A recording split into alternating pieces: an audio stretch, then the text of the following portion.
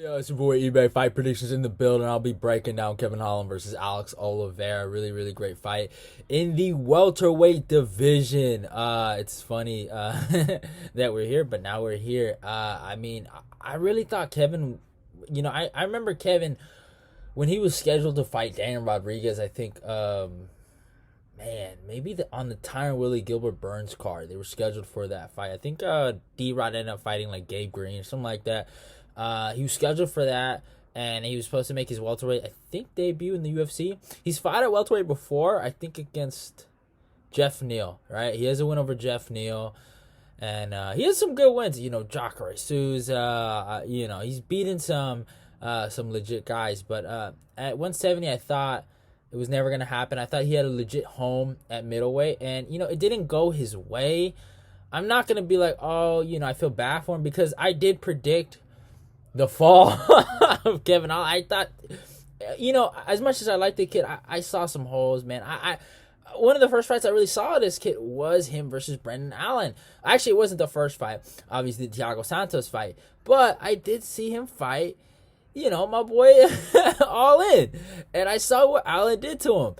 I knew Brunson was going to do that to him, and I knew Vittori was going to do that to him. So right now, he's kind of in a bit of a slump. He's decided to go down to welterweight, and now he's going to be fighting Alex Oliveira, and that's what's really impressive about Holland, is that, he's made that decision to switch up after, two really bad losses. Obviously, we got to talk about the headbutt, but that's the story of this fight. It's a story of redemption, a new chapter in Holland's career, an opportunity to start over. And that's what I love about him moving up to 170. It's fucking dope. And he's doing it against a legend. I wouldn't call Oliveira a legend, but he was, it's hard to say. He was top 15 at welterweight, so he was a decent fighter, or he was a good fighter. I feel like you make top 15, you're a good fighter, right?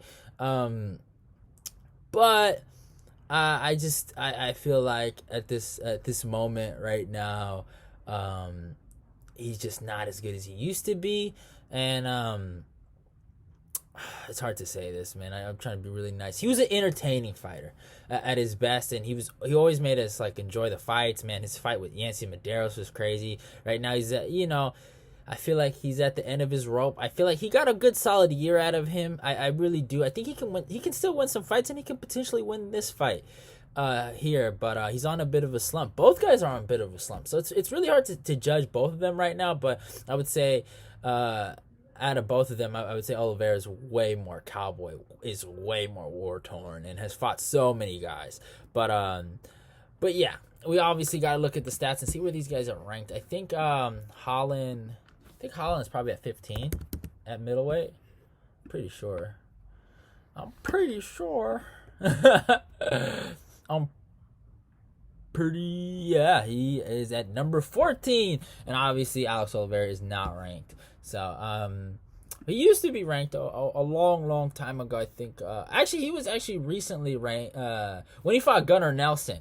He was ranked, and then he had made he's a weird guy. Like, he'll make his his little win streaks and sometimes come back and do his thing. And then what else? It is what it is. But let's talk about the stats. Kevin Holland comes to the record of 21-7. It's fighting out of Fort Worth, Texas. Age 29, a height of 6'3", and a reach of 81.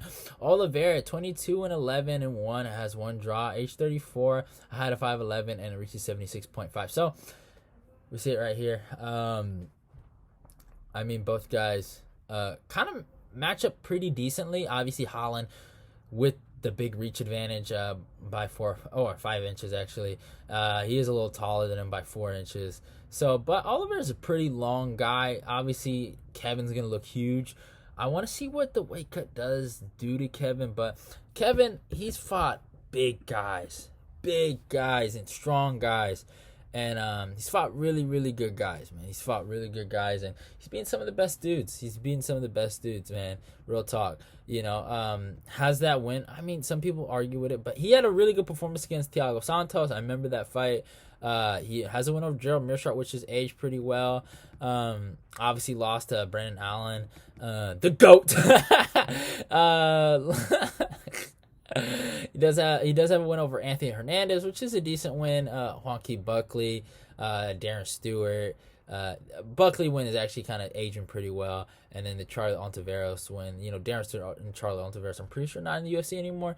And then he has that win over Jacare Souza, who's a complete legend. But there is a big debate: was he washed or was he in his prime and this and that? So you can make of what you can make. What it is what it is. Like you want to say he's washed. I don't want to say Jacare is ever washed, but maybe at that point, at that moment in his career, he was washed. But he's a great fighter, a phenomenal fighter. I feel like a guy that he's just one of those guys who's just gonna be known as one of the best dudes that never won a UFC World Championship. He won he was the Strikeforce champion, and I feel like that should mean something. I feel like we should start. I don't know why I'm going on a tangent, but we should start appreciating other organizations. Obviously I just listened to the.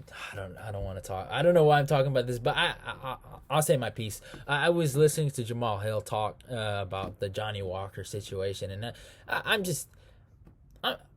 I think because of YouTube and because of the people I talk to, I think I've been paying attention to the comments. Not I don't get no negative comments. Luckily, I only got like fucking 600 subscribers, so I don't got a lot enough to get hateful comments. But enough is enough, man. Even I want to stop saying dumb stuff about people, but yeah. At least I don't at people, At least I don't fucking go in people's. I just don't understand why you go in someone else's comments and talk mess, and I'm gonna try to make sense of why I brought that up, including Kevin Holland. So, because Kevin Holland lost to Derek Brunson, which I predicted. Blonde Brunson, undefeated at the time, was a fucking menace of the division, and lost to Marvin Vettori. In these two losses, Kevin got berated. I didn't understand it. It was crazy. It was by people that either picked Brunson and Vettori. A lot of people picked Vettori after the Brunson loss. Or it was just people that are mad at Holland for losing. I know maybe you had money on the kid. And I get that. But that's Kevin fucking Holland. like that's who he is. It's him being him. Like, are you going to be mad at him when it's not going good, huh? Like, that's what I'm saying. You got so many fair weather fans, man. Like, they're all like, that's one thing you can never do with eBay. You can never catch me up slacking. You can never do that.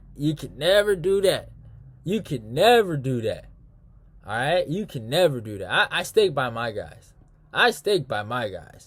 And I think it's horrible that I saw some of the comments he got on his social media. He went through a rough time, man. That year, Brunson. I mean, I think the Brunson loss hurt him more than anything because that was the big fight, and Brunson really shut him up, and he was talking mess to Brunson, but it was playful. It wasn't too crazy, but it is what it is. At the end of the day, like, it is what it is. Obviously, Vettori lost. They used the same game plan: wrestle, take him down, pick him up, slam him. Against Kyle Dawkins, that was an interesting situation. He got fucking headbutted in there. But I hear people just say he got dominated in there. And I'm like, I'm not trying to say Kyle Dawkins won because of the headbutt, but I thought fucking Kevin did really good at defending the takedowns, and he got out of there, I think. Hey, he got choked the fuck out after he got headbutted, but still, like, before the headbutt, he was actually doing pretty well. It really was him getting rocked by meeting Dawkins' fucking forehead completely changed the fight. I'm not saying that's the only reason he fucking got that choke, but still, it was, it is what it is. But if we look at Alex Oliveira, man, the guy's a legend of the game, man. I can't call him a legend, man. I know some people are gonna get mad if I keep calling him a legend, but he's a legend to me. He did so many great things for the sport, and he's very entertaining. He was a legend of the entertainment factor. That's all I'll say. And he has a lot of decent wins, man. He's fucking fought guys like Cerrone. Obviously, he lost. He fucking fought Gilbert Burns. I forgot about that. He did. Beat Will Brooks. Beat Tim Means. Fucking had a pretty good, decent showing against Ryan LaFleur. Fucking a lot of people forget this, but this fucking war against Yancy Medeiros was nuts. Has a win over Carlos Condit. Like, beat Condit. That shit was crazy. Obviously, he does have that loss to Gunnar Nelson, lost to Mike Perry and Dalby. But he came back and beat Max Griffin, which is aged pretty well, beat Peter Soboto, then fucking fought that monster Shavkat Ramanov, lost to Randy Baum. Bad. That one was bad. And then lost to Nico Price, which he was doing really good in that fight. I thought he was doing really good in there. And, Nico's wrestling really took over. But now, after that fight, he finds himself against Kevin Holland. And in my humble opinion, I feel like this fight is going to play out a lot like the Randy Brown fight. I feel like Holland's just going to be too long. I think he's going to touch his chin first before Oliveira touches his. And I think he gets the victory here by decision. I could see a finish. I really could, but I think Oliveira, he looked good on the feet against Nico. He was lighting Nico up. That was 29-28. Like, Alex Oliveira won a round in there, and he looked good on the feet. He looked really good. He made Nico look slow, and it made him look like he didn't belong in there. So I gotta go with Holland, but I'm not taking him by I'm not going to take him by finish. I'm going to take him by decision. Maybe 30-27 or 29-28. I think there are going to be some close rounds in there, but I just think he might drop him a few times. But I don't think he finishes him. I really don't. I think this is going to go the full 15. But I hope you guys enjoyed the prediction. Kevin Holland by decision is my prediction. 29-28. Maybe there could be a finish. There could be maybe at the last, almost kind of like the Joaquin Buckley fight, where he knocks him down a whole bunch and the ref just fucking stops it. But Buckley could have kept going though. Just Buckley's fucking dumb mouthpiece kept flying out. But yeah, hope you guys enjoyed the breakdown. Go follow me on my Twitter and my Instagram. The link will be in the bio. If you're new, subscribe, like, comment, and share the video. Let's get this eBay Fight Prediction Nation growing. Love y'all, and goodbye.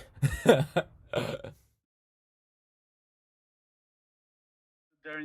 I'm going to tell you what I feel about Israel Adesanya, and then you can ask me other questions besides Israel Adesanya. Okay. I think Israel Adesanya has a titty, and he was doing steroids to get that titty.